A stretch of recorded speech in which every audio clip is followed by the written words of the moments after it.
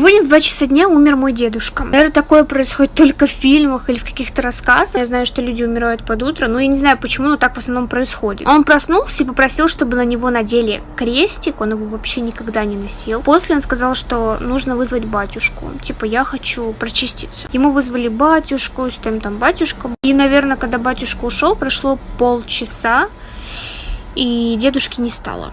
Для меня это прям реально какая-то страшилка. Серьезно, вот знаете, прям это когда, наверное, человек чувствует, что вот, да, болеет, и